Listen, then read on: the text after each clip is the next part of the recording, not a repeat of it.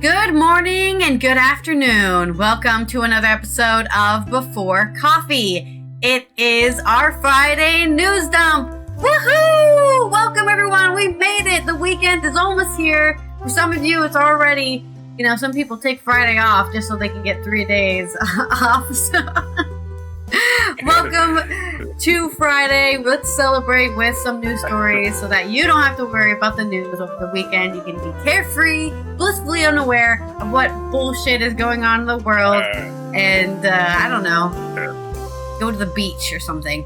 Woohoo!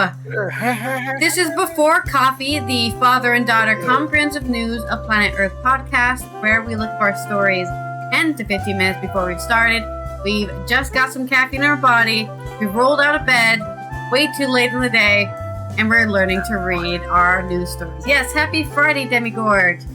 Let's read our headlines for today's Friday news dump. Today on Friday's news dump, let's talk about recognizing Palestine as a state. People are urging Kier Starmer to do the right thing, whereas in Germany, they're saying they won't be recognizing it as of now. Happy Friday for the United States, where Starlink is experiencing widespread outage in the U.S. and other countries, but Southwest Airlines is losing money as they started charging for bags. Suicide prevention charity Samaritans set to close more than 100 branches in the UK.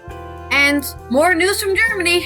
They see anti-pride events and restrict rainbow flags ahead of the LGBTQ plus parties. And only one bottled water brand is free of microplastics. And speaking of microplastics, a famous actor has undergone a procedure to remove the microplastics in his body.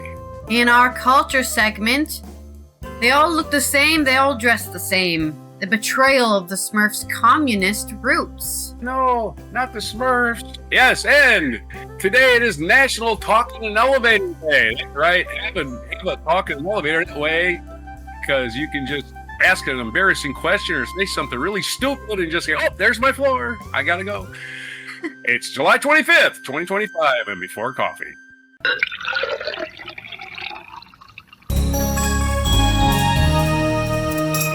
The bloodletting, the great microplastic bloodletting procedure, which you can pay $10,000 just for one procedure. Coming soon, or something like that.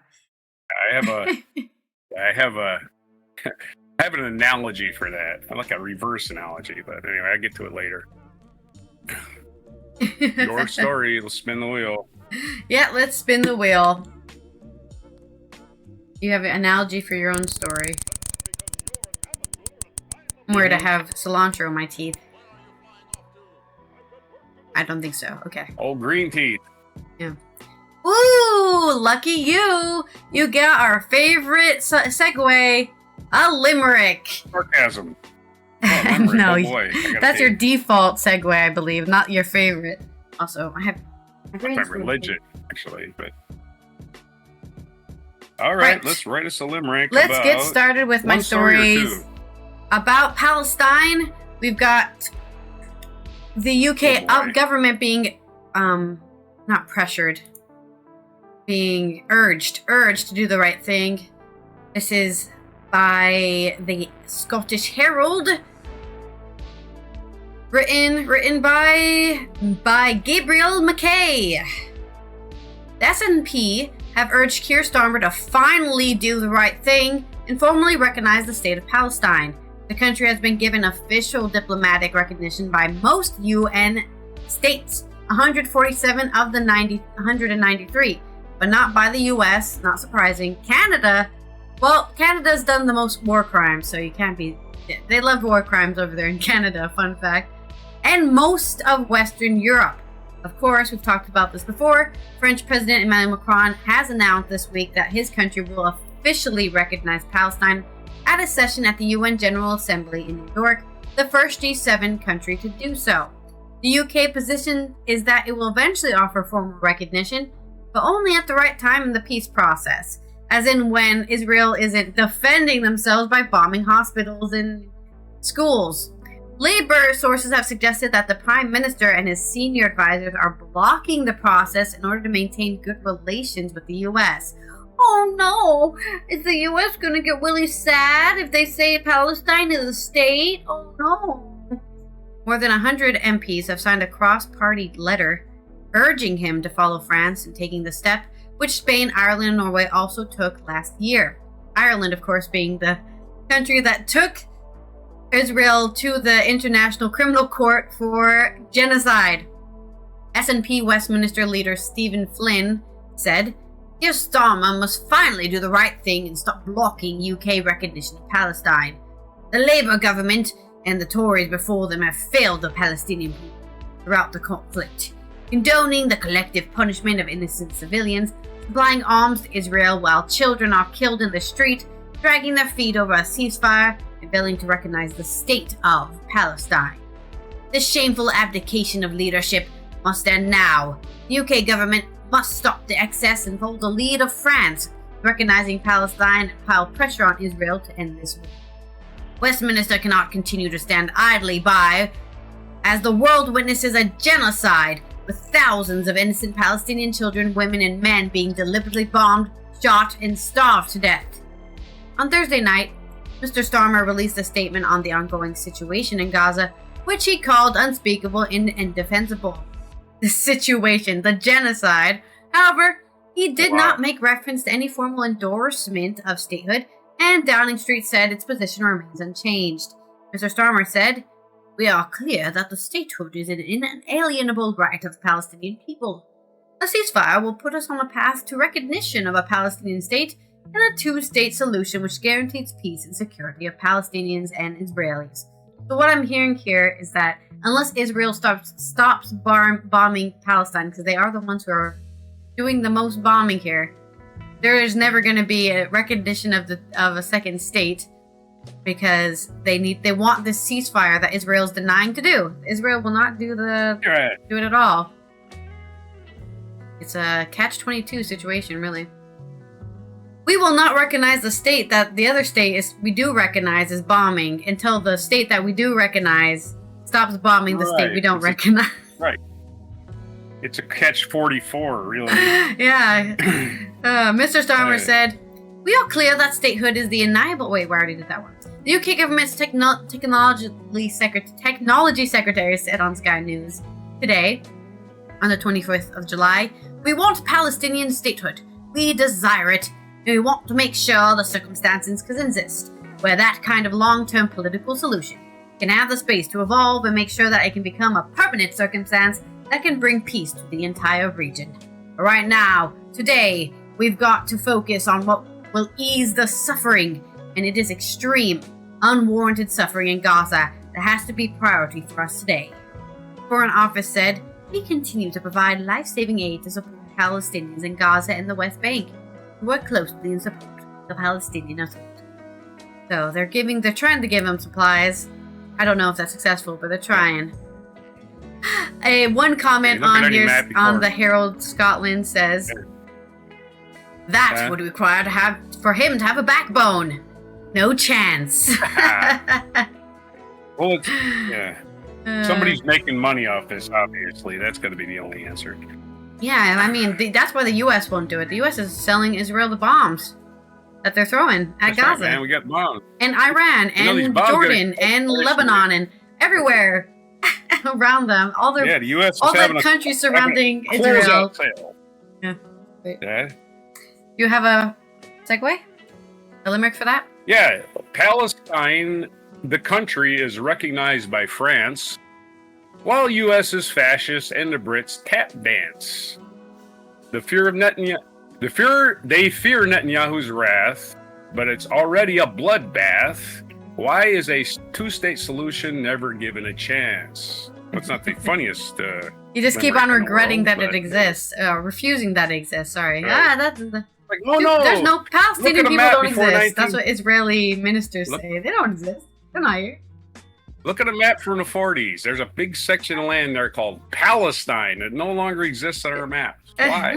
That's Why suspicious. Is that? It was called Palestine up until the 40s. Now it's Israel and some other stuff. What happened to Palestine? Those are the guys. Vanished? Yeah, okay. I do have another story about this, so we'll keep talking about it. I mean, the British invented it, for crying out loud. The British Germany helped section that shit off. Whereas the UK hasn't really mentioned that they're going to do it or not. Germany has equivocally said, we are not doing that at all. We will not recognize a Palestinian state. This follows Macron's announcement that France will do it. This is by Nick Alipour on Eurocitive, coming out of Berlin.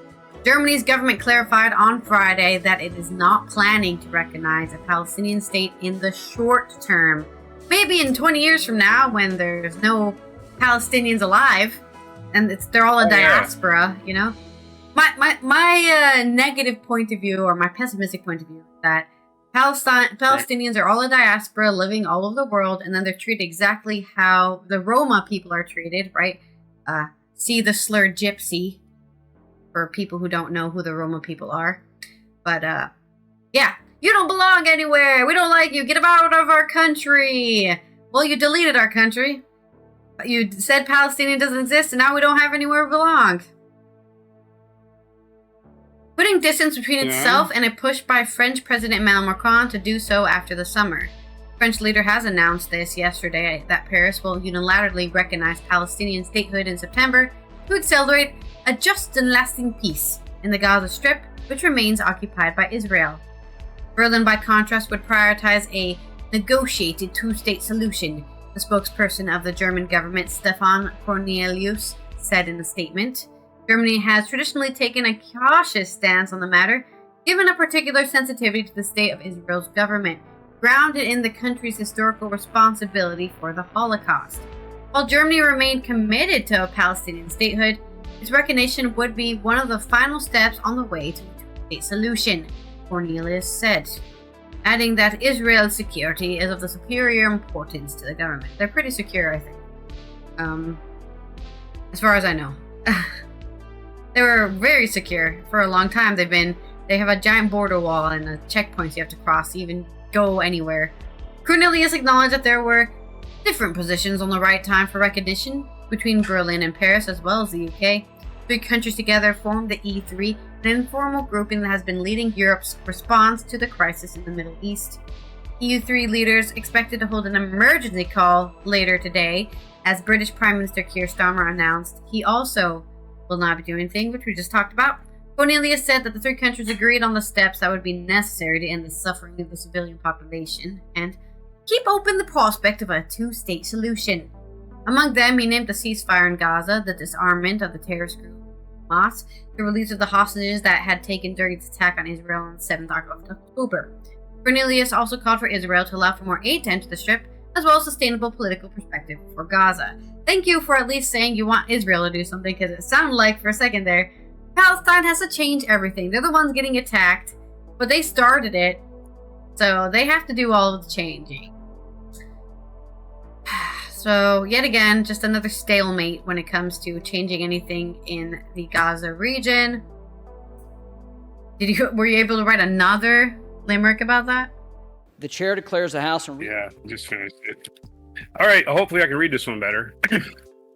Germany feels guilt for their concentration camps, so they pivot to treating...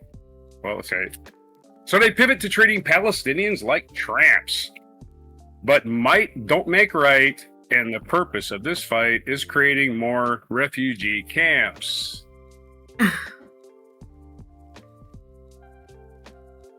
Which they'll bomb the refugee camps next. And also not letting the aid in. Here we go. We'll give you a they're hiding terrorists in that limericks. Pregnant woman's diaper. That lady's diaper bag is a bomb, or whatever the hell they're justifying this bullshit with. Again, nobody's on Netanyahu's side. They're just pretending because they don't want to piss off their local population and the people that give them money.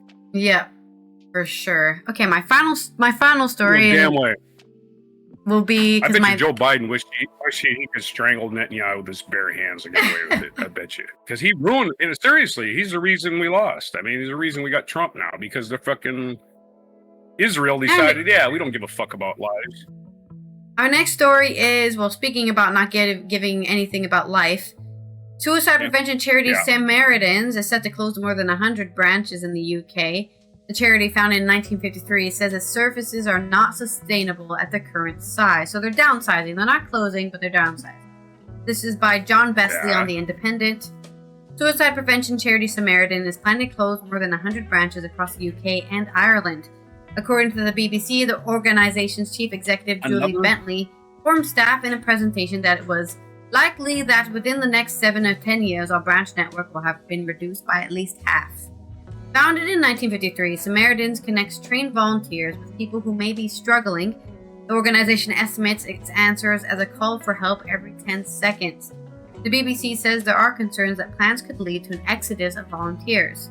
In a statement to the broadcaster, Samaritans said its services were not sustainable at the current size.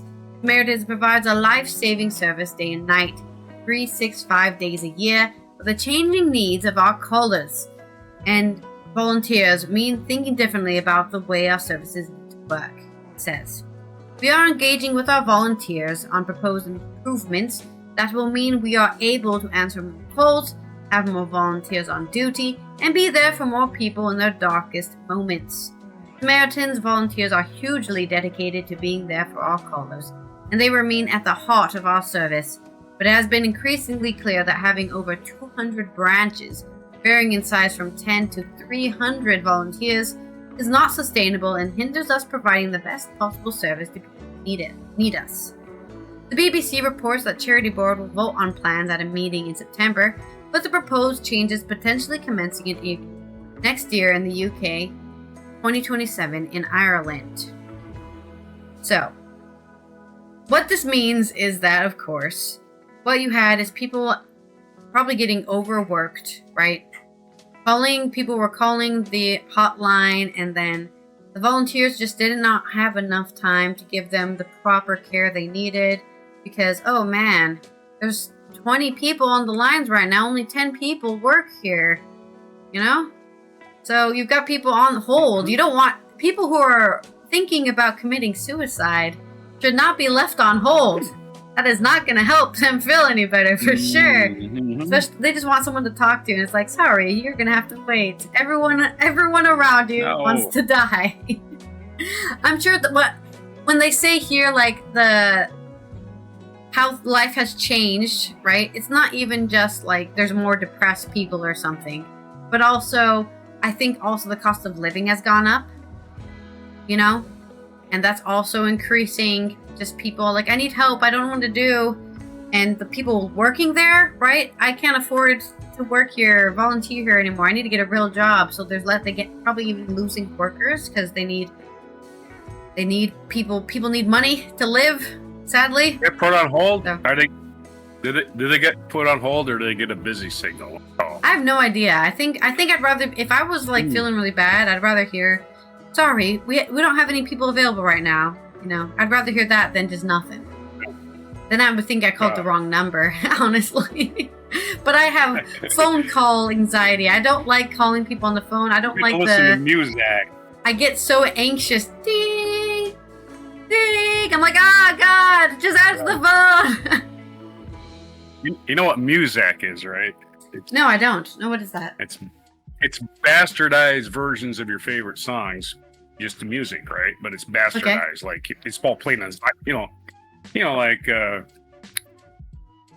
Iron Man played in the xylophone, something like that. That would be crazy. Doing. Freddie Mercury's first, the Queen's first management made music. That's why he made that song, "Flick of the Wrist." That's about that. That's somewhere he brings up music and that because. Oh, okay. Anyway, that's a little trivia. Yeah.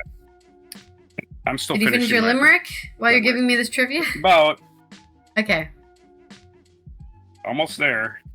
I don't know what else to say. Is the story over? I mean, you can still call if you want to. If you live in the UK and you want to call the suicide hotline, right. It's 01382-832-555. So there you go.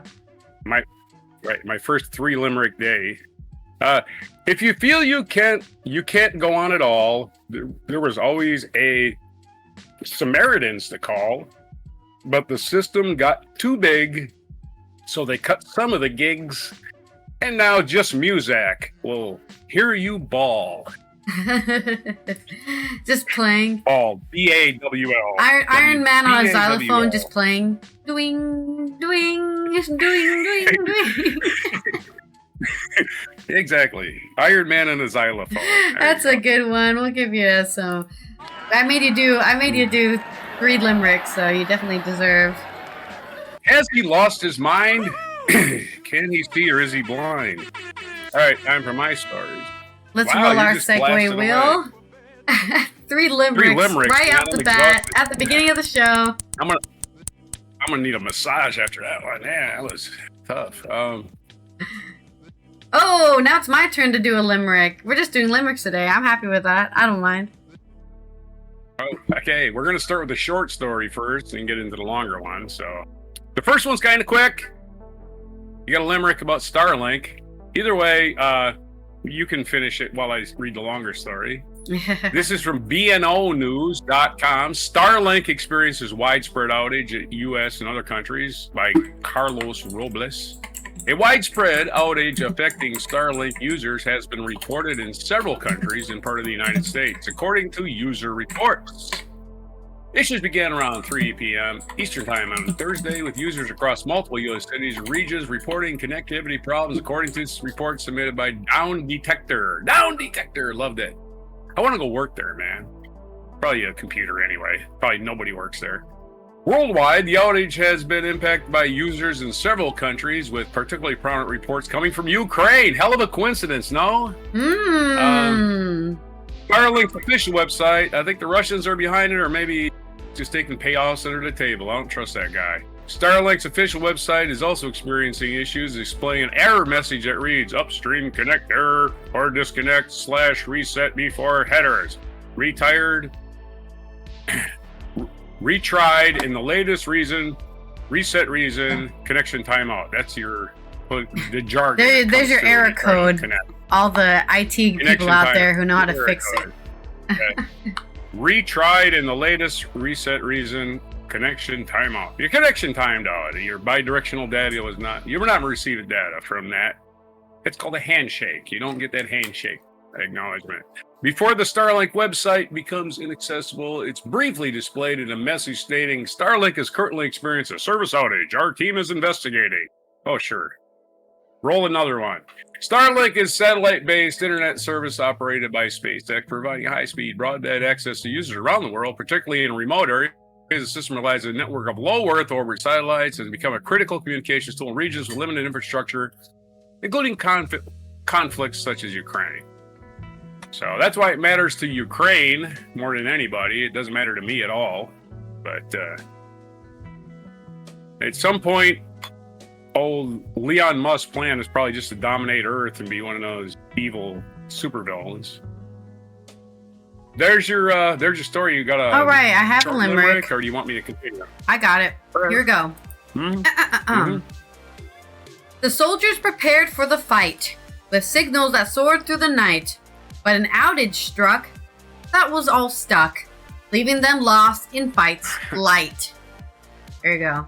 It also harmed the U.S. I saw that headline that it harmed the U.S. military's connection too. So both. Right on. A lot of militaries are relying on US, Starlink. yeah. That's true.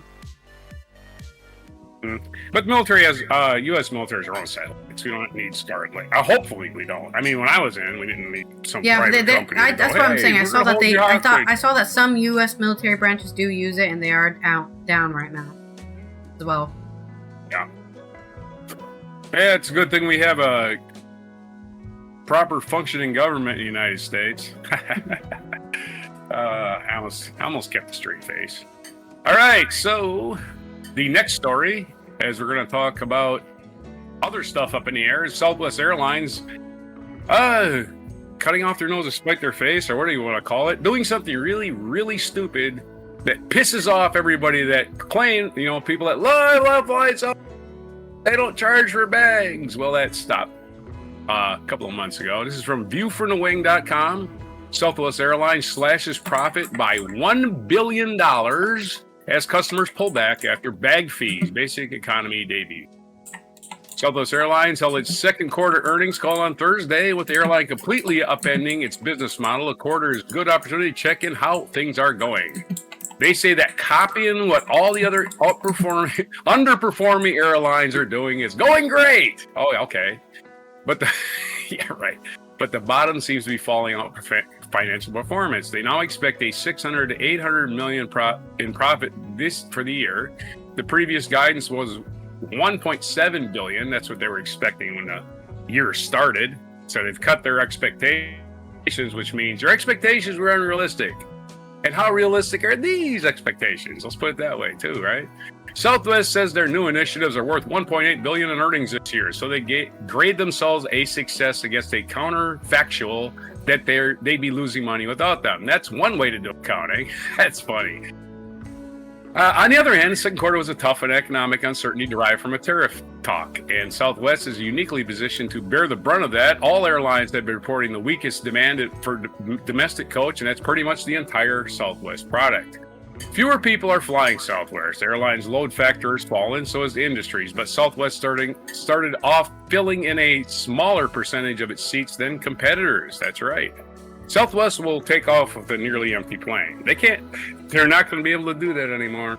And they're just going to sink down into the morass of the other airlines that treat their customers like shit. Southwest lacks a premium product a premium product like first class. Okay, if you pay for first class, you're in the United States, you're a sucker. They give you nothing first class anymore. Nothing. Some peanuts and a free drink. You can buy a free drink. I mean, like, they sell drinks. You get a bigger seat. Yeah, you get a bigger seat. You paid $3,000 extra for it. There is no point in going in first class. International airlines are the only first class that have good first class.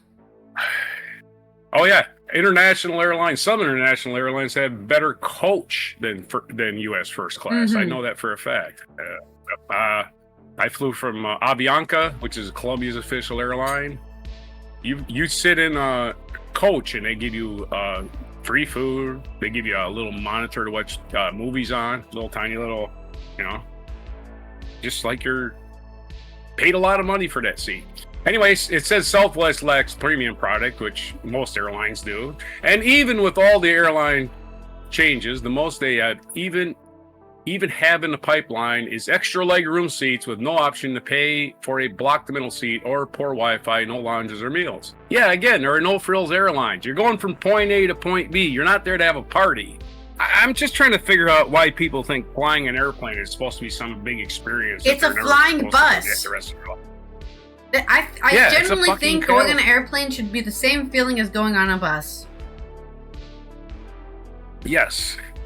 Yeah, when air travel was new, people used to dress up for flying too. Now people just wear their pajamas. Because they're going to make you strip search you at the airport anyway. In other words, they're giving up their differentiation and our financials are still suffering. Yeah, you're not even paying extra. You're not even paying for anything special. You're just getting the same shit you got before. But they're claiming success. Southwest CEO Bob Jordan did drop a hint about lounges being in the future again. What does that mean, lounges being in their future? Explain yourself. I don't know. Southwest has reduced the value of Rapid Rewards. Wait, they've even reduced the value of the stuff you're paying for, which is Rapid Rewards. Started selling tickets on Expedia, the worst place to buy tickets for most, is in parentheses. Started red-eye flying, which means overnight. Laid off employees for the first time ever, outsourced and started charging for curbside check bags, ended bags fly free with new bag fees, started expiring flight credits, implemented basic economy restrictions on the cheapest flights, not sure what that means, and started retrofitting planes with extra legroom seats, but no first class, no standard power outlets, no ovens and galleys. Oh my God. This guy wants a fucking luxury seat for $100. I don't know what the hell he fucking wants. It's a ride, dude. It's a ride. It's a ride. The author of this article thinks I should have all this extra stuff on the airplane that I'll never pay any attention to. It just makes me, as somebody has flown so much that I just want it over with most of the time. I don't care. I just want the plane to get there and get off the plane as fast as possible. That's it. Nothing Did it else get there? It matters. got All this- there. Okay, perfect. Good job. Woohoo! Here's your applause. Whatever. Yeah. I didn't have Wi-Fi in my plane. My life is meaningless. Sorry. And also, online freaking airplane Wi-Fi is trash anyways. Whatever. Here's a little note here. One Southwest fleet now has extra legroom seats. Customers boarding early can sit in these until seat assignments go into effect. There'll be sell seats starting July 29th for travel July 27th onwards, January 27th. So you cannot. They're going to start assigning seats. There's no more of that boarding group. Well, boarding groups, but you're going to have an assigned seat. So you won't be like, I better get in line or I'm going to lose my seat. So they're going wherever. They're just being generic airline, and they're going to lose money because no one cares anymore. They decided we make too much money. We're going to punish our customers. But actually, assigned seats are a good idea. But it all depends on how you board the plane. You must board like United does. Board the window seats in the back first, right? Yeah. Then the middle seats in the back. Then the aisle seats in the back. And then do that for the rest of the plane all the way up. Because other than that, you just got people blocking the aisles. And that's one lesson these airlines need to learn. And they never, ever learn it. They just board people in random groups and they don't give a shit. Buybacks are fine. It's weird to think that the number of outstanding shares could ever go up. They can be a tax-efficient way to return capital at airport, but they don't make the company more valuable. There can be a brief boost in price while the buybacks are actually happening. They can, however, be better for the world. So Southwest is talking about buybacks. Let's talk about that again. They're activists. Let's see what we got here. It says, their activist investor wanted them to load up their balance sheet with debt and buy back shares, and that's what is happening with aircraft financing and now new buybacks. Shares were down more than 10% on the day, and they were down year to date. They announced a $2 billion share buyback program, and the shares fell. Buybacks don't usually lead in sustained higher prices. They don't increase value per share, and since the value of a company falls by the amount they spend on shares, even as the number of shares fall. Yeah, so their value of their shares went by. Buybacks are fine. I had read that paragraph already. Southwest no longer hedges fuel. They sold off their remaining hedges, which were in the money, for $40 million. That's consistent with selling planes, mortgaging planes, and using the buyback shares. Exactly. They're selling their basically fuel futures. You know, they're hedging their bets. They get their fuel and buy it in advance, that kind of thing. I'm guessing what that is. They're also shifting from a cash target to a liquidity target, taking on greater revolving credit in order to meet liquidity needs. They can extract more cash from the balance sheet. When Southwest rolled out a basic economy, they experienced a temporary decline in bookings, which they attribute to a reduced conversion of flight searches on their website. People saw the basic economy suffering and didn't buy. They changed how they're marketing the product during booking, and things have stabilized, and they ran promotions to fill seats they failed to sell earlier. They describe it as impact second quarter 2025 year-over-year RASM, or nearly 0.5 point. Again, that's just market speak. And that's from just 1 month of quarter selling back basic economy. Basically, I'm going to stop this article because this guy is talking in gibberish. I don't understand the hell he's saying. Let's go down a little farther. So far, checked bag revenues is higher than they expected, but they don't share how much lower their base fares are to compensate. They've seen a modest increase in gate checked bags as expected, but have experienced no negative impact on operation. They're using AI to tell them how many bags to confiscate for consumers at the gate for each flight, so it's not being done at the last minute. Confiscate? Why are we confiscating bags? I think it's like the ones that just won't fit on the plane, so they don't put them on the plane.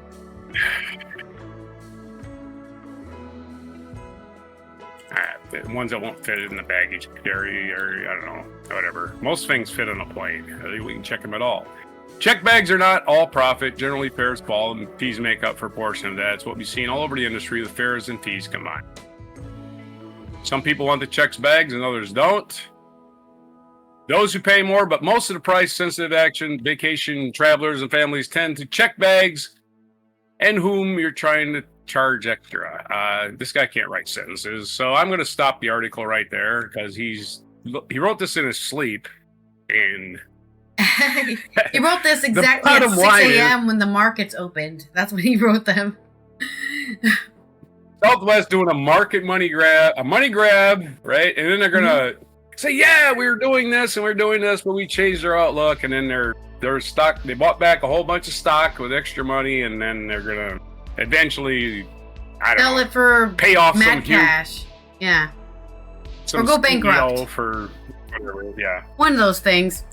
Okay, I got a segue for you. Where did I lost it? But here it is. Okay. Right. Southwest thought they'd boost their gains. With a bag fee, they welcomed the pains. But skies turned quite cloudy. The travelers were loudly as profits just vanished like trains. Goodbye, Southwest. It was nice knowing you for that. I don't know, 30 years, 50 years, however long they've been running. I doubt they're going to keep up and existing as a company now. They're going to get bought out by freaking American Airlines or Delta or something, and then it's over. Yeah, I personally didn't like the guy who wrote the article. I didn't know the way he wrote it because he was like, he's a pilot, obviously. He has no idea what people want in an airplane. We want to get on a plane. Me personally, I want to get on a plane and get there where I'm going and get off the plane. That's it. It can have Wi-Fi, no Wi-Fi. I can be first class, second class, the worst seat on the plane that doesn't even recline. I don't care. It's all going to be an ordeal no matter what. Planes are great for the average human being because the average human being is not very tall and they can fit in cramped places. But yeah, I mean, people who are 6 foot or taller, those seats are hell. Especially if you actually go on one of these cheaper airlines, you know, like Ryanair, who tries to put as many people on a plane as possible, right? You basically have your leg room is the size of your knee, and that's about it. Yeah. Well, they're making more legroom seats anyway, I guess. Yeah. I don't know, but I'm just saying, why do you want to have the pilot thinks I want more than I don't know. Anybody that flies on an airplane and goes, I better fly first class. I think this is a trend in all corporations, right? They think something's cool, like, wow, wouldn't it be cool if bubbles were here? That'd look so cool. And it's like, and then the people who actually run, like, understand how their consumers work are like, the bubbles won't be useful for anything. Yeah, but I really want bubbles here, so we're gonna put bubbles here, and I'm CEO, and that's it. Like, I swear to you, like, most of these corporations, most of these dumb decisions that are made are just like, yeah, I was talking to Bill, and he thought it would be a cool idea, and Bill doesn't run the company, has no head, no neck in the race, you know? Bill doesn't give a shit what happens to your company. He just thought it'd be a cool idea to add bubbles. You know? Yeah, it's just, who knows? I guess that's what, that was a long limerick, but hey. A long limerick. It didn't rhyme at all. I forgot what I was gonna say. I'm always suspicious of corporations anyway. Yeah. No, I was gonna say, most people haven't even flown in a plane, right? It's in America anyway, most people have not flown in a plane. Believe it or not, most people. I mean, I love planes, and I've flown in a lot of planes. Not as many as you have, but I've flown in a lot of planes. I definitely don't love. I think driving cross country is better because you can actually see the country that you're driving in. As somebody who's done both, right? Trains are a nice middle ground because you still get there quickly, and you don't have to drive yourself, right? And you can still see out the window. You can see stuff out there, you know. Like when we went through Switzerland, we saw that really nice lake area, you know, in the mountains. Lake Geneva. No, exactly, yeah. Very beautiful. Yeah, planes are good for getting somewhere fast. And that's it. But even sometimes just harassment at the airport isn't worth it. No. I think if you want to travel luxuriously, either it's like on a boat or on a train. For me, that's luxury. Really. All right, then. Spin the wheel. Let's do it. We already did. It's a haiku. Southwest is going up. Haiku. Yeah, right again. Damn it. Yeah, but it's only one story this time. We're talking about Germany again. Oh, Haiku's also shorter, so I only need 3 lines. Germany is seeing a lot of anti-pride events and is restricting rainbow flags ahead of its LGBTQ parties. This is on NPR by Esme Nicholson. Coming out of Berlin. The three-line neighborhood near Nollendorfplatz Square in central Berlin is as gay today as it was a century ago. It was where Christopher Isherwood wrote novels chronicling the rise of the Nazis amid the city's rich queer nightlife that inspired the musical Cabaret. Every summer, the neighborhood throws its own smaller-scale LGBTQ plus Pride event separate from the city's main annual Pride taking place this weekend. It's just one of the more than 200 Pride events taking place in Germany this year. But with far-right extremist groups staging anti-Pride protests, many Pride attendees fear for their safety. Sipping on a cocktail at the street party gets underway. 62-year-old George Schmidt said he's relieved that this event is a relaxed affair. He says he attended a different local Pride parade last month across town in the district of Marzahn, and the mood there was tense. There was a massive police presence to shield us from anti-Pride protests. We only felt safe because the police kept us apart, Schmidt said. The counter-demonstration was organized by far-right groups designated by Germany's domestic intelligence agency as violent and extremist.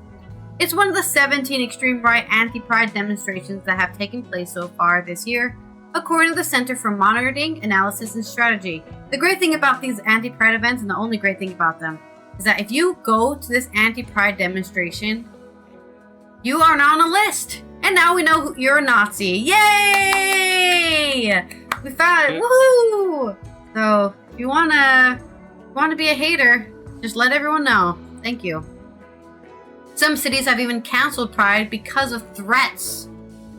Sabine Volk, a researcher at the Institute for Research on Far-Right Extremism at the University of Tübingen, says these groups attract young men who promote what they call traditional family values, a kind of pride that has little to do with rainbow flags and little to do with reality. Because I love the thing women say, right? What men are looking for traditional women, right? Take care of my kids and be a stay-at-home mom. But they themselves are not traditional men. They're not going to, work 80 hours a week, making the bacon, being drunk at the bar, beating their wives. I don't know if they're the traditional man. They're not traditional men, okay? They're not even making enough money, because nobody really is making enough money to be a traditional man with a stay-at-home mom for the most part. The key slogan is that German flag in Germany itself is already colorful enough, Volk says, and that the overall message is that queer life does not have a place in Germany. But it's not just far-right extremists who are exacting about flags. The new president of the German parliament, Julia Klöckner, who is a member of the Chancellor Friedrich Merz's Conservative Party, says the rainbow flag will no longer be raised on top of legislator buildings during Pride Month, which runs every year in Germany from the 28th of June until the 27th of July. It has also prohibited parliamentary public servants from attending Pride in an official capacity, as in, I am the mayor and I'm here to support gay people. Well, you're not allowed to do that. And lawmakers have been asked to take down rainbow flags and stickers from office doors. That's fucked up. The reason why these stickers and flags are important is because there are still people, and even it sounds like in Germany even, right, that fear for their lives, that somebody will treat them badly because they're gay or lesbian or transsexual, whatever you want to call it. Whatever you are. These flags are important because they signify to a person, hey, if you're one of the members of the LGBTQ plus, I support you and I'm not a dangerous person and you can trust me and I'll keep you safe, right? That's why those stickers and flags are important. So by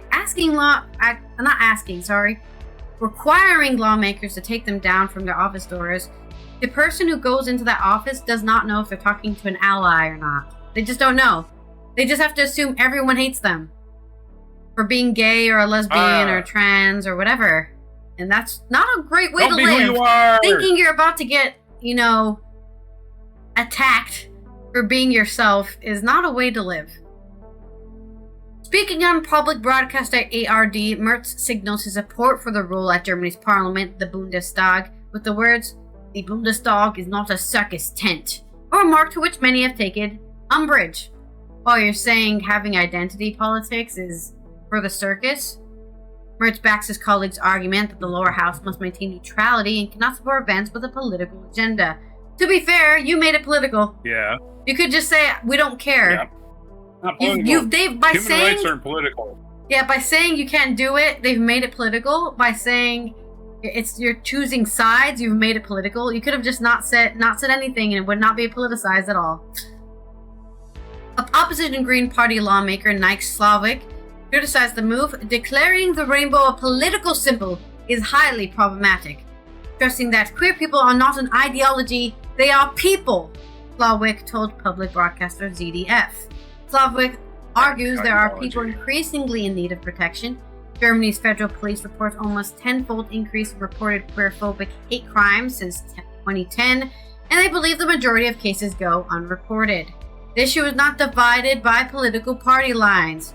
Criticism of Mertz's choice of words has come from within his own party. Sonke Singman, the chair of the Christian Democrats LGBTQ Association, says some within his party are still catching up on terminology. If you say queer in my party, most people take a deep breath and say, oh, that's a left-wing term, Siegman observes. He says he has spoken with Mertz since, and he has made his circus tent comments.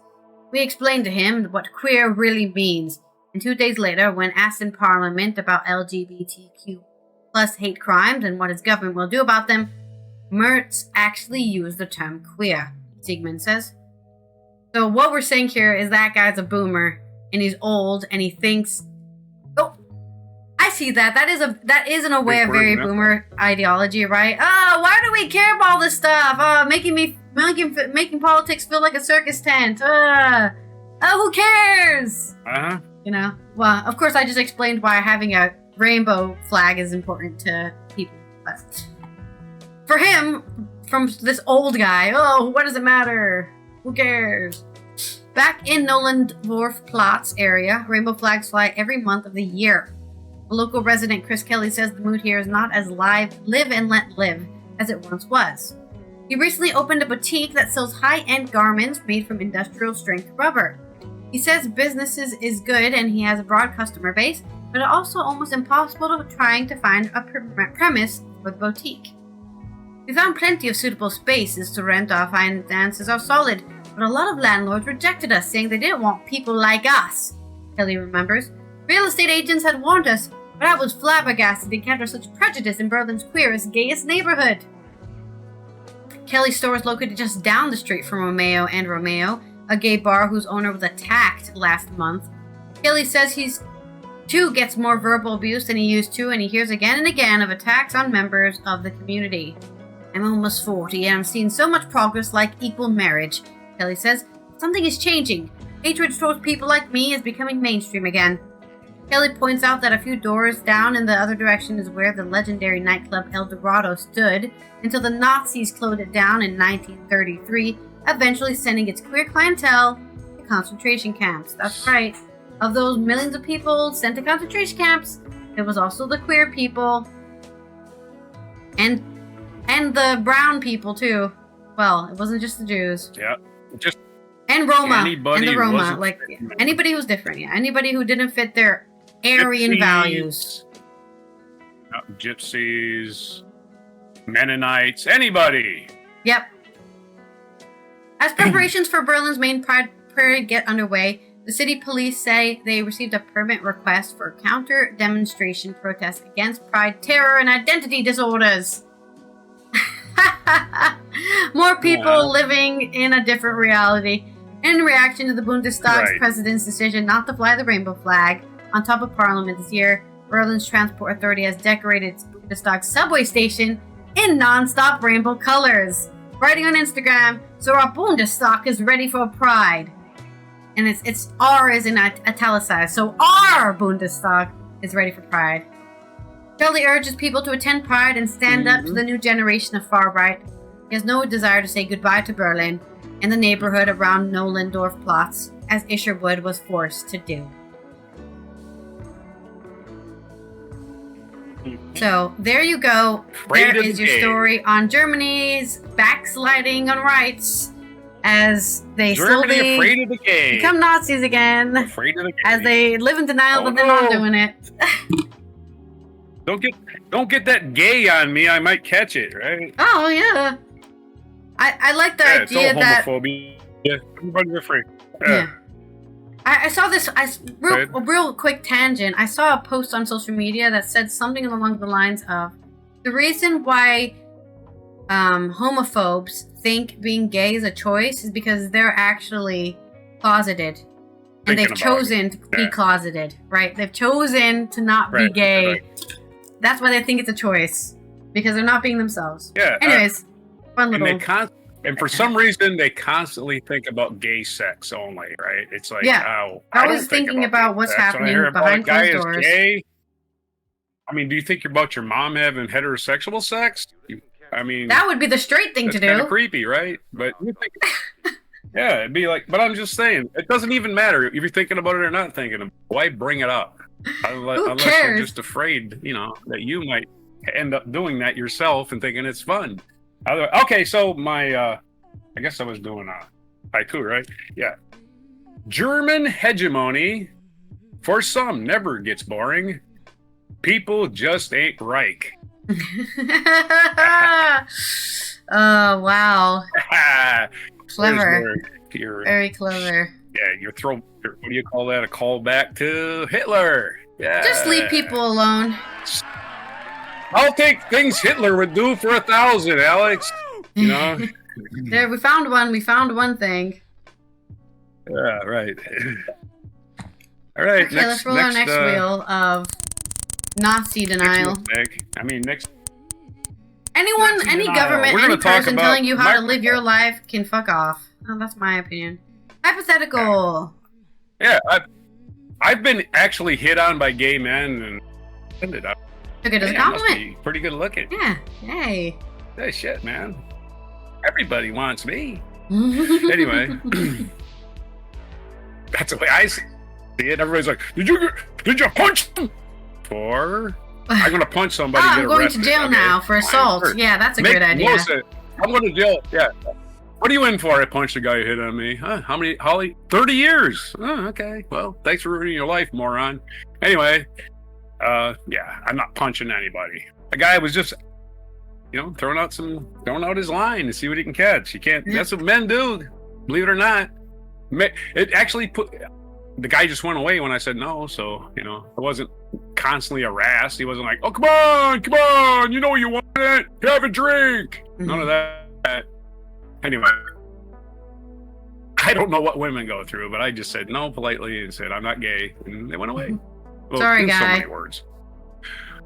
DailyGalaxy.com has a story about only one bottled water brand is free of microplastics. Oh, did you spin the wheel? I'm sorry. Yes, hypothetical. In my own little world. Okay. All right. So only one water brand is free of microplastic, and this study proves it. It's from Smurfs of DailyGalaxy.com. In recent years, people have started noticing that our surroundings are getting loaded with tiny bits of plastic. I don't know if you just notice it. It gets reported in the news. A study by researchers from Columbia University and Rutgers University published in the Proceedings of the National Academy of Science in 2024 reveals that some eye-opening findings about bottled water. The report challenges the idea that bottled water is safe for pick over tap water and makes us wonder about the effects on our health. The researchers found an average of 240,000 plastic fragments per liter in bottled water. This isn't really big news, but we're just going to find out shit we can actually drink without getting this stuff, right? Most of these particles are actually nanoplastics, with 90% measuring less than 1 micrometer. The other 10% fall into the microplastics range between 5 millimeters and 1 micrometer. So from 5 times bigger to 1,000 times bigger. Given that such tiny pieces can slip into bloodstream and possibly settle in organs like the heart and brain, these findings are quite concerning. Weeman, a Columbia that's her whole name, a Columbia chemistry professor and co-author, noted the smaller they are, the easier it is to confuse them with natural cell components. To nail down these results, the team used advanced techniques like simulated Raman scattering microscopy paired with artificial intelligence. This method helped them to pinpoint and sort 7 different types of plastics in bottled water, including polyethylene terephthalate, or PET. Benz-Han-Yan, a researcher at Columbia, mentioned that if a bottle has lots of PET bits, there tend to be fewer particles of other plastics used in water treatment. The study points to several origins of plastic particles in bottled water. PET, a common material for making bottles, came up as a major source, but it wasn't just the bottle itself. Filtration and purification systems also seem to add plastic bits. This means that even thorough cleaning processes might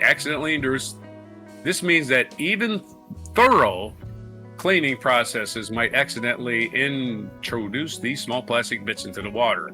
Interestingly, among all brands tested, only one showed no signs of microplastics and nanoplastics. Although the study didn't name the brand, the only reason I'm reading this article. I'm reading this article is to know what brand it is. Oh, thanks for not telling me. I did all that for nothing. Okay. It shows that although the study didn't name the brand, it shows that making bottled water free from these types of plastic is possible if strict filtration and packagers are applied. These findings make anyone who drinks bottled water every day rethink the options, future research directions, dark unexploited field, blah, blah, blah, blah, blah. Didn't name me what procedures they did to remove the plastic. Nothing. Terrible article. Anyway, sorry. On to the next one. Associate with somebody. I keep reading terrible articles written by people that just want to share their opinions in miswritten sentences or stuff like that. Okay. Where's your segue? Well, I guess I'll steal my segue from Demi Gorge, who says it's probably a European brand. Definitely not American. Yeah. Right, but hey, that's a great assumption, of course. Because they didn't tell us. In a hypothetical situation, it's probably European. Yeah, it's like, hey, we didn't find any microplastics. What's the reason? At least tell us the reason there's no microplastic. What did they do that's different? Nope, none of that. Just, hey, we found one that doesn't have it, and we're not going to tell you which one it is or what they did. Okay. That's crazy. Yeah. Completely useless article. But we got the review on the microplastics and what they do to your body for your next story. Okay, let's see what this is from This is a little bit longer. This is from theconversation.com. Orlando Bloom taking this stuff seriously. You know Orlando Bloom, if you know him from Legolas, Pirates of the Caribbean. Legolas, Pirates. Right. Orlando Bloom tried to clean his blood to get rid of microplastics. Here's what the science says. This is from Rosa Busquets of theconversation.com. When actor Orlando Bloom revealed recently he'd undergone a procedure to have his blood cleaned, many people raised eyebrows. Huh? The Pirates of the Caribbean had turned. Oh, everybody did the Scooby-Doo side head. Many people raised eyebrows. The Pirates of the Caribbean star had turned to a treatment known as apheresis, a medical process in which blood is removed from the body, not dialysis, a little bit different, I guess. A medical process in which blood is removed from the body, centrifuged or filtered to extract certain components, then returned in an attempt to flush out microplastics and other toxins. Apheresis is typically used to treat conditions such as autoimmune diseases and abnormally high blood cells or proteins. It is used as a detox from microplastics, however, is scientifically unproven. I think Charlie Sheen went through this for his HIV, right? And really? It disappeared. Okay. So I don't know. Yeah, I think so. No. Still, Bloom said he suspected his body had absorbed plastic through daily exposure and wanted it out of his system. Sounds like a bit of a hypochondriac. Are you gonna do this the rest of your life? I mean, remember, he's married to Katy Perry, so you just have to assume both of them are weirdos now.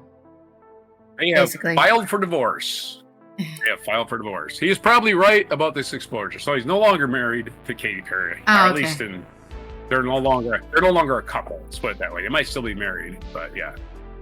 Maybe she's crazier than him. He's crazier than her. Either way, whatever. I mean, he's kind of the canary in the coal mine, right? He's a canary in the coal mine. Way to go, canary! Go, canary! Go! He's probably right about the exposure. Scientists have found microplastics, tiny plastic fragments, less than 5 millimeters in size. We just covered that. In our air, how's he going to stop it if it's in the air? All right. Water, soil, food, and even inside human tissue. But when it You're comes going to have to wear an air filter that's at all times, like COVID. That's where the science, science gets murky here. Murky science. As researchers study microplastic contamination, we've examined his issue in the context of dialysis, a life-saving treatment for patients with kidney failure. I thought so. That's exactly what I guessed. Dialysis. Blood dialysis. Yeah, that's what I said at the start. Yeah. That's what I said at the start. It's not similar to dialysis, but it's called apheresis. Okay, let's go back. Anyway, dialysis, a life-saving treatment for patients with kidney failure. Dialysis filters waste products like urea and creatine from the blood, regulates electrolytes, removes excess fluid, and helps maintain blood pressure. Yeah, your kidney.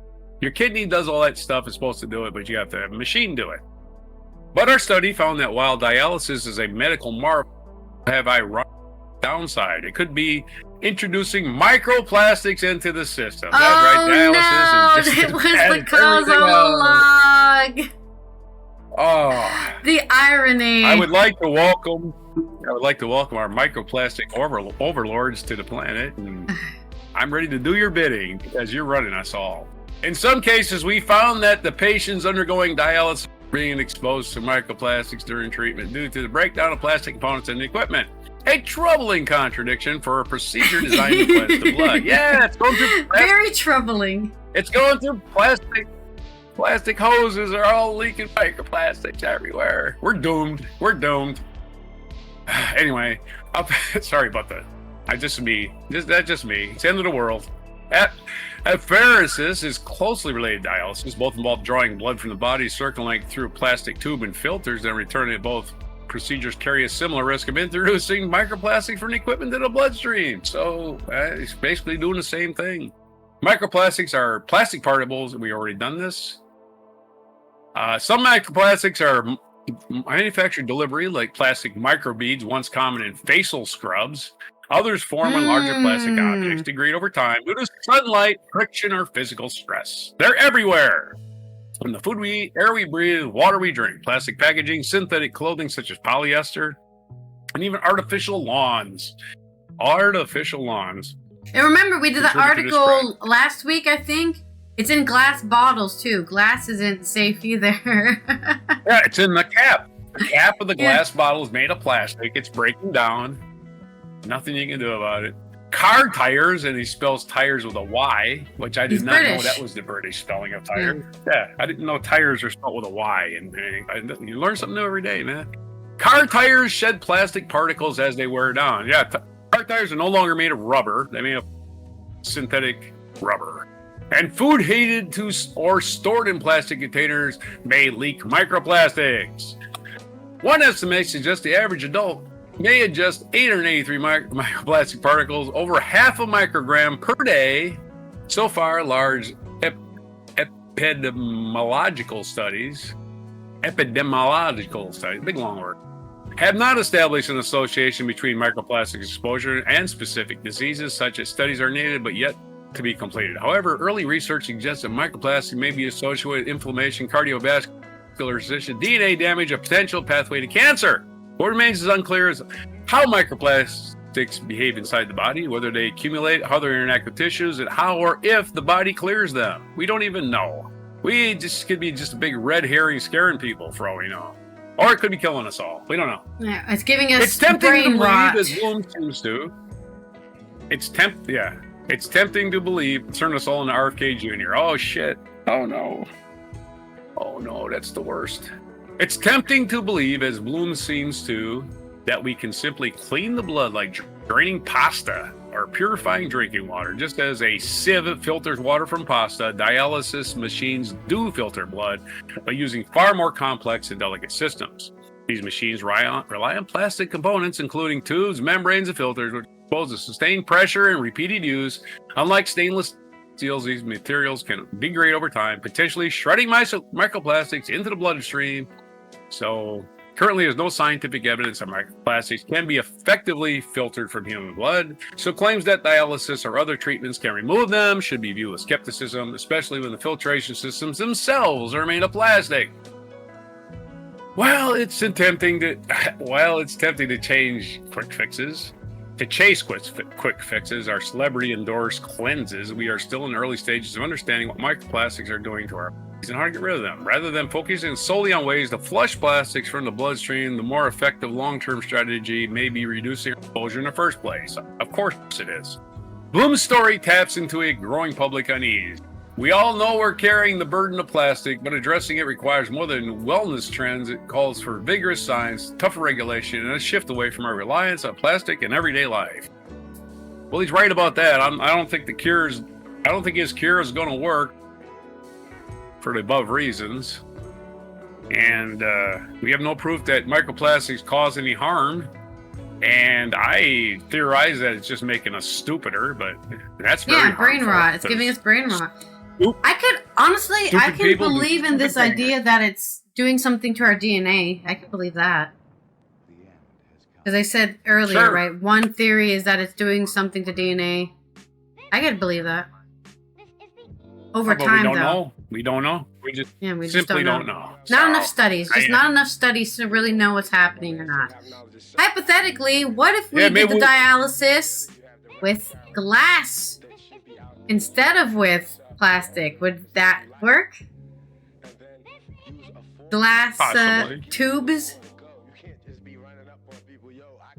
Yeah, glass tubes are fragile, right? Yeah. And the only way you can make them less fragile is by adding plastic. So, you know what I mean?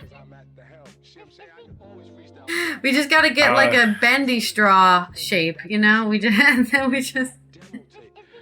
put the glass in your blood. I think even the needle applicators are made out of plastic, right? Like how you get an IV, that's made out of plastic, not the needle itself, but the thing that the needle's in. That's also plastic. Oh yeah. Well, shit, plastic's easy. You can form it to any shape. Why would you, It's another story about, what do we do? I still don't have a video, though. I was slacking on that. We can always just gavel it out.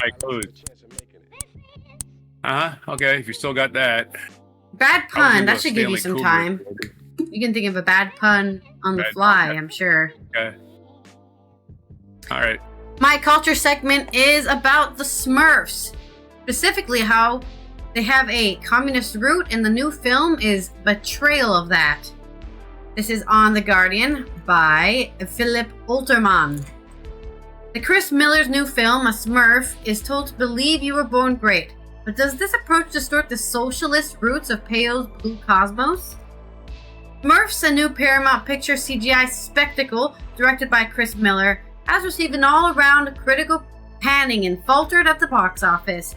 But it does a serviceable job reminding viewers of the utter strangeness of three apples-tall characters originally conceived by Belgian comic artist Pierre Peyo Culliford in 1958. In the film, James Corden voices no-name Smurf, who experiences existential angst because, unlike the other inhabitants of Smurf Village, brainy, grouchy, hefty, etc., he does not have his own thing. A skill or character trait that makes him stand out.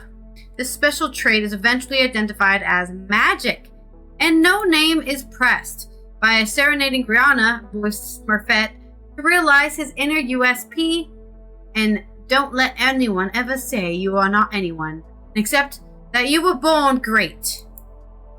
An identity crisis might be a relatively novel experience for the motor-mouthed British actor, but it is certainly a first in the 67 history of Peyo's Blue Cosmos. In fact, it may be a contradiction in terms. To be a good Smurf in the proto-communist vision of the original comics was to never elevate your own personality above the collective. Of Smurf Village's original 100 inhabitants, says French sociologist and Smurfologist Antonio Bueno. That's right, there's people who study Smurfs. Smurfology. Wow. Just like Lord of the Rings historians, huh? About 90% were totally indistinguishable. They all looked the same. They were all dressed the same. While some Smurfs were identified by name, he says, They were usually through a skill that is related to how he, of all of the original Smurfs were male, is useful to the community. The Smurfian society is an archetypical corporatist society, meaning that each Smurf that is identified represents a social function. In Miller's latest reboot of the franchise, unleashing your true inner self is presented as the key to overcoming problems. In Peyo's original book, it is the root of all evil. In the comics, each time a Smurf tries to be an individual, it creates a catastrophe, Bueno says. For instance, in the second book of the original series, 1965's Le Chomtromfishme, King Smurf, the inhabitants of the village hold a vote for an interim leader in the absence of Papa Smurf. But democracy does not become them. One nameless Smurf realizes he can play the system by making promises he can't keep to each of his potential voters and wins. Once elected, he rules as an autocrat, installing an oppressive regime marshaled by Hefty Smurf and forcing the other Smurfs to build him a palace. The book is translated into Dutch as The Smurf Führer. Why? Smurf Führer. Anyways. there goes our pun. It's already there. There goes our bad pun. Oh no, I gotta think of a new one. That wasn't my pun though. I didn't steal it. Wait, I need to play this sound here. Wait, I forgot about this.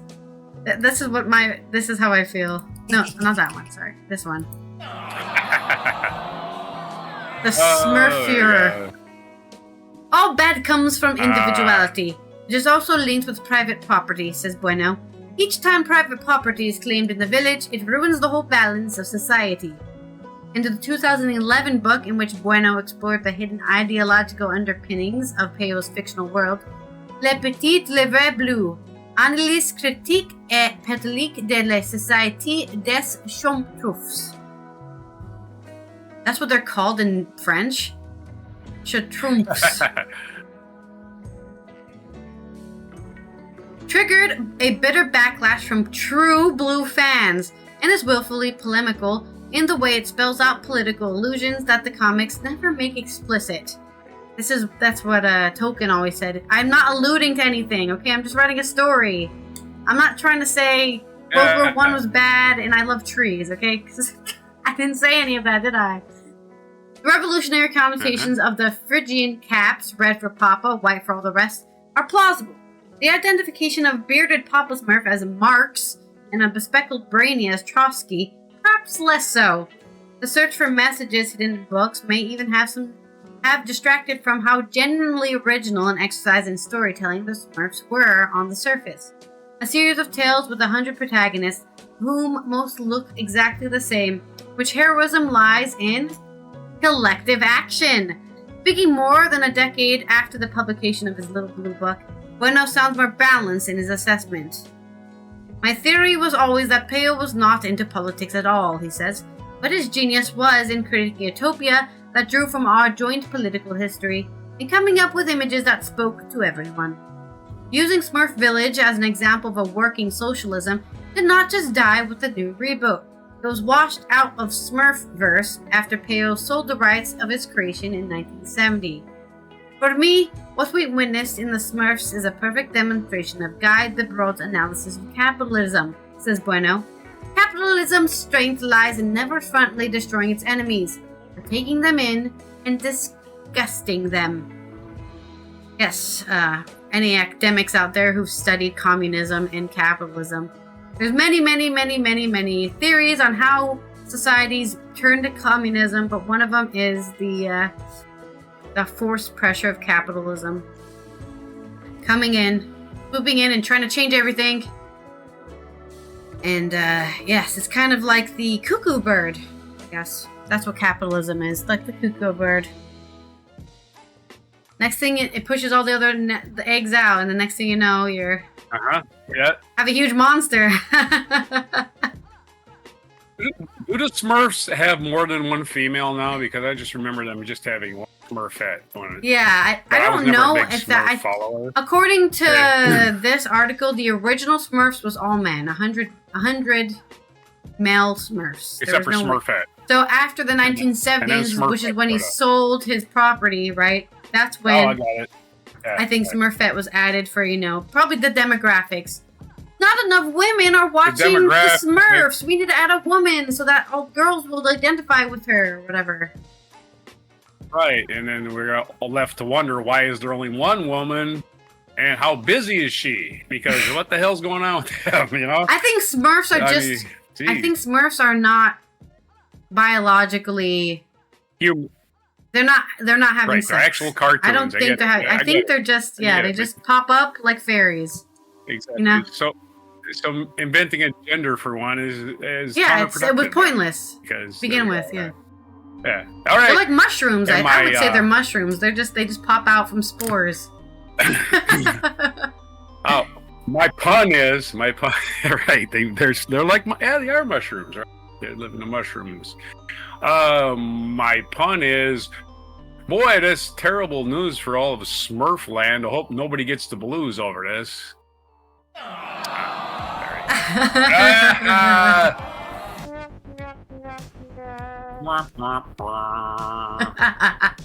That was a good one. A lot of people were getting the blues when he said that destroyed communism, whatever the hell he said. The Smurfs is a communist? I was going to make a dirty joke. Well, you grew up with the post-1770 Smurfs, so of course you would say that. Okay, another limerick for me. You want to hear the... Yeah, go ahead. You want to hear the dirty joke? Yeah. Well, it's about time Smurfette showed up. Everybody around here had blue balls. Anyway. It's a... But that didn't have anything to do with the story, but it's a joke I just read on the internet. Yeah, blame the internet. Blame the internet for that one. All right, so I am sending you currently trying to send you a video, which I will probably do while you're probably land soon. I'll try to do it while I read, I guess. I don't know. All right, so National Day calendar we're getting into. Oh, actually, this day in history first. This day in history, July 25th, in the year 1834, English romantic poet and literary critic Samuel Taylor Coleridge died. Big news. Literary critic. What is that exactly in 1834? Consists of somebody that can't write but can criticize people that can write? Yeah, they just read books and say, 1868. Thompson's new novel is trash. Don't read it. That's a literary critic. Right, and notice we're celebrating his death for some reason, right? Hey, nobody likes a critic that's alive? Question mark. Yep. Yeah. You know what they say about critics? They're frustrated writers, frustrated authors, frustrated actors, whatever it is. They couldn't do it themselves, so they just turn and go, "Oh, that guy's not doing what I want." 1868, the U.S. Congress formed the Wyoming Territory. Still has a population of 7, but it's a state. For some reason. 1898, U.S. forces under General Nelson A. Miles invaded Puerto Rico during the Spanish-American War. Big old deal for the American imperialism is born. Woohoo! 1906, yay! Johnny Hodges. Yeah, we got tired of farting. Yeah, we're gonna acquire land. Yeah. 1906, Johnny Hodges, was born in Cambridge, Massachusetts. He is a jazz alto saxophonist, featured as soloist for Duke Ellington's orchestra. Known for his brilliant improvisational and conversational sense of composition. Was born in Cambridge, Massachusetts, right in the shadow of Harvard University. 1919, a member of the Foreign Ministry of newly formed Soviet government, Lev Karakhan, issued the Karakhan Manifesto, in which he offered to relinquish all Soviet claims to the special rights and privileges in China won by the Russian Tsarist government. Okay, right on. I did not know that Russia had that kind of influence over China. Now I know. 1952, Puerto Rico attained its own government as a Commonwealth of the United States on the anniversary of what? The United States invading Puerto Rico in 18. So, 54 years later, yeah, we're going to make you a Commonwealth. And you get your own government. Yay! And you still can't be a state. You're too poor. 1965, The Newport, Rhode Island Folk Festival, American singer and songwriter Bob Dylan initially eschewed his acoustic guitar to go electric. Controversial performance is considered one of the most pivotal moments in the history of rock and roll. He sang Maggie's Farm to a bunch of folkies, and they're like, hey, he's not going to work on Maggie's Farm no more. But we're Maggie's Farm. What's he thought? We're Maggie. Hey, he's talking about us. He doesn't want to be a folk singer. And they were right. He doesn't want to be a folk singer. You're the ones that pigeonholed him, not him. 1978, Louise Brown, the first human conceived using in vitro fertilization, was born in England. So happy birthday to the infamous, our famous. Wait, I thought America invented everything. That's crazy. Louise Brown, the first test tube baby. Happy birthday. She is now, she's almost 50. She's 47 today. Test tube babies are 47 years old. The first time somebody was conceived outside the womb that we know of. 1980. It wasn't outside the womb. That's not what in vitro means. It wasn't outside the womb. Okay. Okay. Well, I'm sorry. What do you mean it wasn't outside the womb? Well, it was like in a test tube, technically. What are you talking about? Right? Well, I guess, I don't know. Anyways, continue. Well, the actual fertilization, was done outside the womb, and they implanted a embryo. Okay, yeah, that's fine. Yeah. It's really hard to simulate. Donated baby. I mean, you have to Donated zygotes. Well, it was her own egg cell, and it was her husband's own sperm cells. It just that the fertilization took place somewhere else. 1984, Soviet cosmonaut Svetlana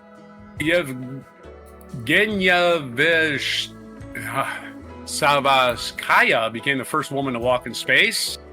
And hopefully she was awarded with a nice little nickname that we all can remember. That big long thing I had to pronounce with 72 letters in it. 2000, a Concorde supersonic airplane, Air France Flight 4590, crashed outside Paris, killing all 109 people, 4 others on the ground. The event was believed to hasten the end of all Concorde operations 3 years later.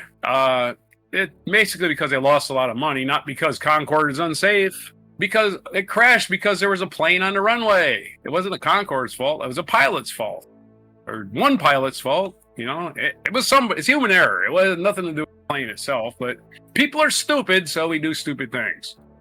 Sorry. I wish I knew why people were stupid. Maybe it's microplastic. 2007, Indian lawyer and politician Kibha Patil was sworn as the president of India, becoming the first woman to hold that office. And I always thought Indira Gandhi was the first, but maybe she was just prime minister. I guess she was prime minister. Okay. And on this day, July 25th of 1814, United States, American advance into Canada, halted by British troops near Niagara Falls on this day in 1814. British troops commanded by General Phineas Real. Phineas. Nobody's named Phineas anymore. Billie Eilish's brother and also the producer of all her songs, his name is Phineas. Oh, okay. That's right. Okay. Right on. Great name. Phineas. Phineas.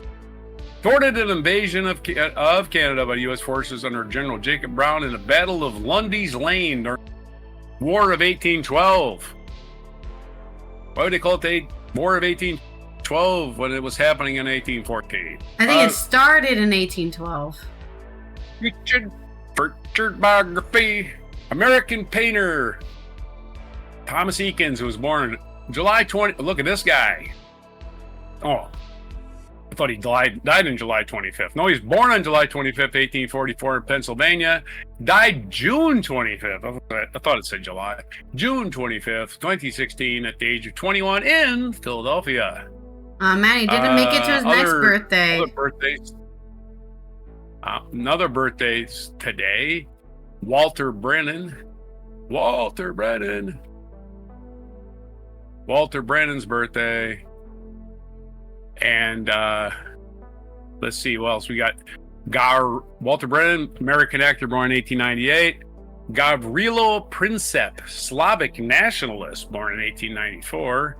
Rosalind Franklin, British actress born in 1920. Oh, an American murder victim, Emmett Till, born in 1941. He was murdered by a mob of white people for existing, basically. He whistled at a white woman. Whatever. Yeah.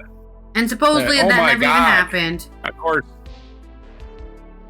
And Emmett Till, of course, was from Chicago, not the South. He just happened to be visiting relatives in the South and didn't know about, the South, which is still the dragging our country down, just constantly dragging us down. We gotta do all kinds of stupid things because the South remains ignorant and they won't get over.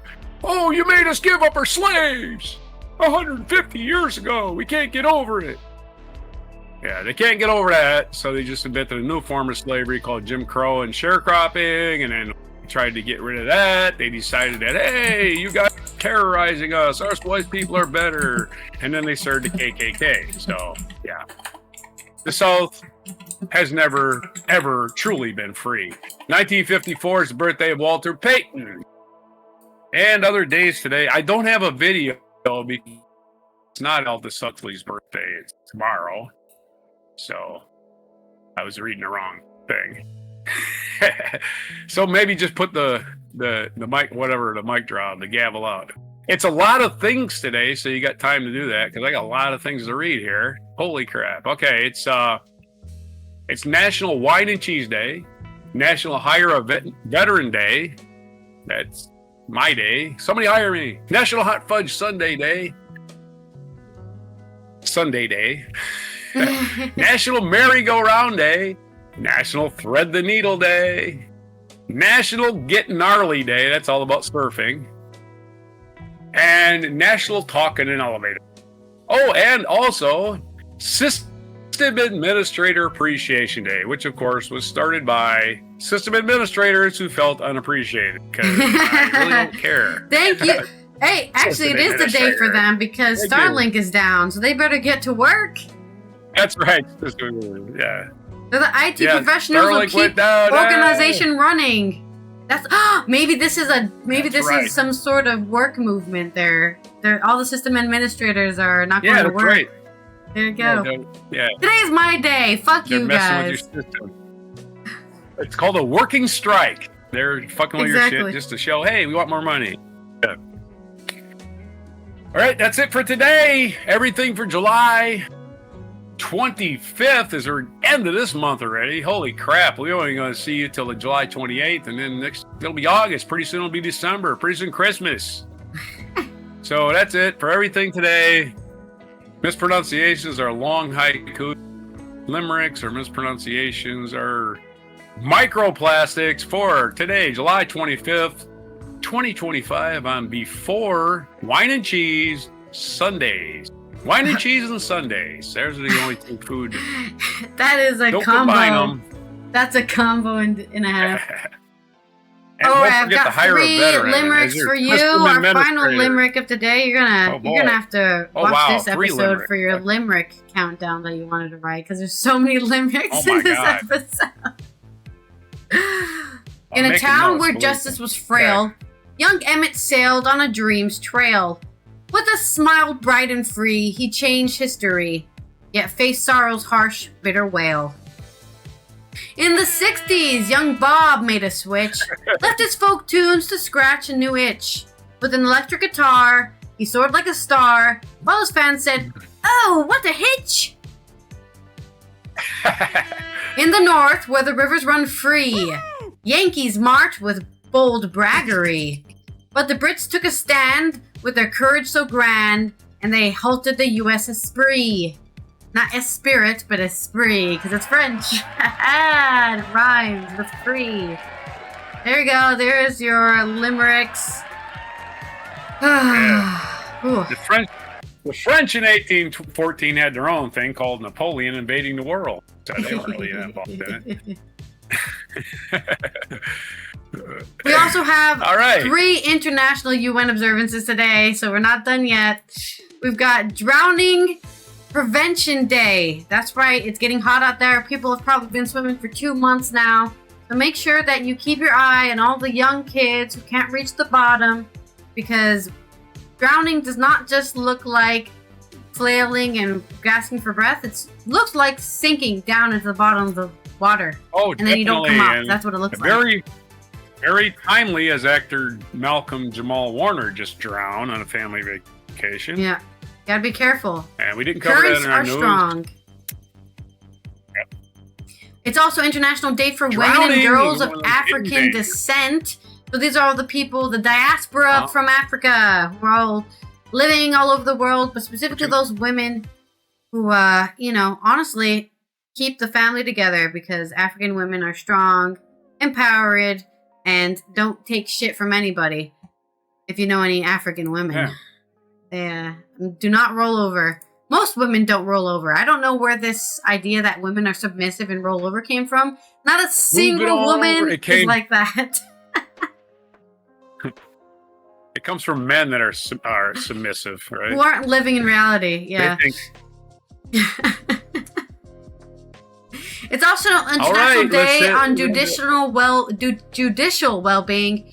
Judges and other judicial officers, such as magistrates, court commissioners, arbitrators, should have a profound responsibility of upholding the rule of law. So you have to ensure that they're having a fair and impartial look at things, and make sure they're doing well. They're not corrupted. They're not getting, our favorite guy to talk about, of course, is a corrupted judge who gets paid to go to baseball games and plane rides to who knows where the fuck. We talking about Clarence? Yeah, Clarence? Our friend Clarence. Don't be like him. Do not be like Clarence. Make sure that you're keeping justice alive by being uncorrupt as a judge. And that's it. That's all our UN International Days. This has been Allison here from the Netherlands, Roger from the East Coast of the US, and we've done it. Week 30 of the year. Another Friday news dump. Wow. Marked off. We will see you guys after the weekend on Mucking Fun Day to review anything that's happened over the weekend, or on Monday. So make sure you're subscribed or following. Turn on all those notifications so you know when we go live and post a video. Have a good weekend. Take care of yourself. Drink water. Wear sunscreen. And here is our gavel. Gavel out moment. The chair declares the House in recess, subject to the call of the chair.